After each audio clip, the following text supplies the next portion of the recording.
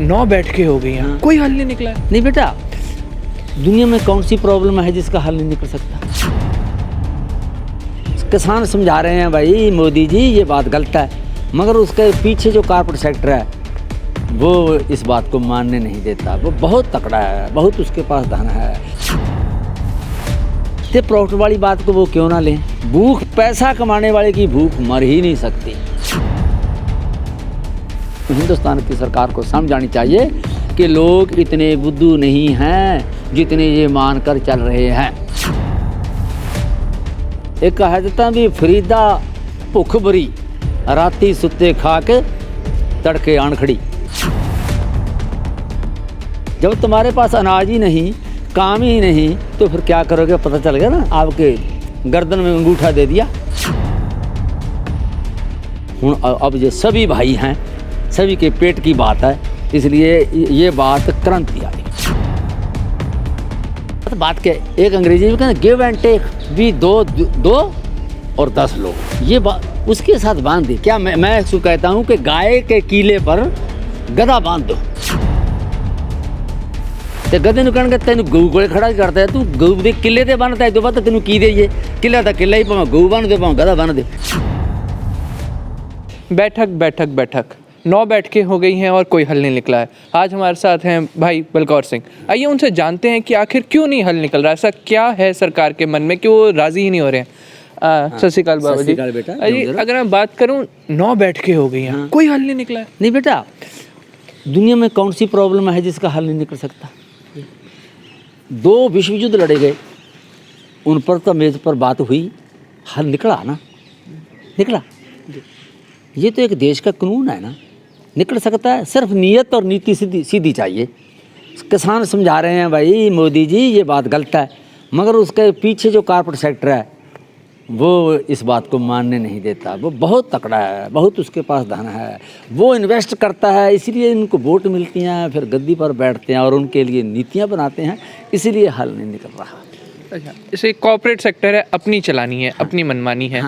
तो corporate sector के पहले ही बहुत पैसा, फिर किसानी में क्यों आना चाहते हैं? पता है, इससे किसानी से बेटा इनका जो प्रॉफिट ना और बढ़ेगा। अच्छा। जो कोविड का समस्या आई, 24% जो अपनी इकॉनमी है दुनिया की वो श्रिंक हो गई। और हिंदुस्तान में देखो एग्रीकल्चर की, कृषि की, खेतीबाड़ी की 3.4 GDP बढ़ी, वहाँ पर प्रॉफिट है। दूसरी सभी कारोबार में नुकसान हुआ। तो प्रॉफिट वाली बात को वो क्यों ना लेंगे ना, पैसा खर्चेंगे, लेंगे और बहुत प्रॉफिट करेंगे। जो पैसा कमाने लगता है वो कभी पैसा छोड़ता नहीं, उसकी भूख नहीं मर सकती। भूख, पैसा कमाने वाले की भूख मर ही नहीं सकती। इसलिए वो कहते हैं यहाँ पर प्रॉफिट है, इसको भी अपने कब्जे में करना चाहिए। अमेरिका में उन्होंने कर रखा है, बड़े बड़े किसान है, खेती से बाहर कर दिए, इंग्लैंड में कर दिए, फ्रेंच में कर दिए, जर्मन में कर दिए, स्पेन में कर दिए। और पंजाब को भी कहते हैं, पंजाब नहीं सारा हिंदुस्तान, जिसे 65% किसानी है, कृषि करते हैं, वो कहते हैं सिर्फ 18% रहने दो, 45% कॉर्पोरेट को दे दो। दो। तो ये अगर सिर्फ 18% रह जाएंगे फिर तो मतलब मोनोपोली उनकी हो जाएगी। मोनोपोली उनकी हो गई। जिसके पास मोनोपोली उसका प्रॉफिट बढ़ा, जितनी बड़ी मोनोपोली उतना बड़ा प्रॉफिट। प्रॉफिट, पैसा पैसा पैसा पैसा। 9 बैठकें होंगी, माफ़ कीजिएगा। 10वीं की बैठक 15 तारीख है, पर उससे पहले अगर हम कहें, किसानों ने अपनी एक ट्रैक्टर रैली की बात की थी। 26 जनवरी को अपना संविधान दिवस है, उसके ठीक बराबर में हम अपनी ट्रैक्टर रैली करेंगे, तो इसको हम कैसे दिखाएं? देखो बेटा, जो वो 26 जनवरी वो रवायती तौर पर मनाता है कि हमारा देश स्वतंत्रता के बाद गणराज्य बना, रिपब्लिक, ठीक है ना। और वो कौन सा रिपब्लिक का बेटा? जब किसान मनाएंगे वो कहेंगे हमारा देश रिपब्लिक ये है, जिसमें दुनिया हिस्सा लेगी, देश के किसान हिस्सा लेंगे, मजदूर हिस्सा लेंगे, गरीब हिस्सा लेंगे, शामिल होंगे। वो तो है असल सेलिब्रेशन मनाने की। जो ये मनाते हैं, एक बाहर से कोई ना कोई प्रधानमंत्री बुला लो, वो भी जवाब दे देता है। इस बार तो उन्होंने ही मना कर दिया, बोरिस जॉनसन ने। हाँ, और सॉरी मैं तो अपना काम संभाल लूँ, बहुत है, तुम अपनी आज़ादी खुद मनाओ, ठीक है ना। इसीलिए ये बहुत अच्छी बात है, इससे लोगों का चेतना बढ़ेगी, हौसला बढ़ेगा, चिंतन बढ़ेगा और सरकार को समझ आएगी का कम से कम हिंदुस्तान की सरकार को समझ आनी चाहिए कि लोग इतने बुद्धू नहीं हैं जितने ये मानकर चल रहे हैं।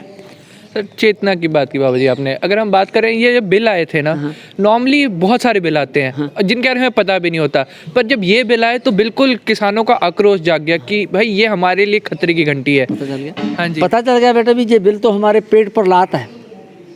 जब पेट पर लात है तो देखो एक कहा जाता भी फरीदा भुख भरी राती सुते खा के तड़के आन खड़ी, ठीक है ना। भूख है, एक दवा खाए तो दूसरी दवा फिर 4 घंटे के बाद आएगी। जब तुम्हारे पास अनाज ही नहीं, काम ही नहीं, तो फिर क्या करोगे? पता चल गया ना, आपके गर्दन में अंगूठा दे दिया, गला दबा दिया, गला दबा दिया। इसलिए उनकी पीड़ ने उनको इकट्ठा कर दिया, ये बात है। देखिए, इतने बड़े बड़े पढ़े लिखे लोग रखे हैं सरकार ने अपने पास, उन्होंने ऐसा फिर उनको नहीं दिखा कि यार इतना विरोध हो सकता है? उन्हें तो पता होना चाहिए कि भाई अगर आप किसी का गला दबाओगे तो वापस मारने आएगा ही। देखो बेटा, सरकार के पास बहुत विद्वान होते हैं, बहुत विद्वान होते हैं, बड़े बड़े खोजी होते हैं, मगर एक बुरी पख है, वो लोगों के हित में नहीं होते।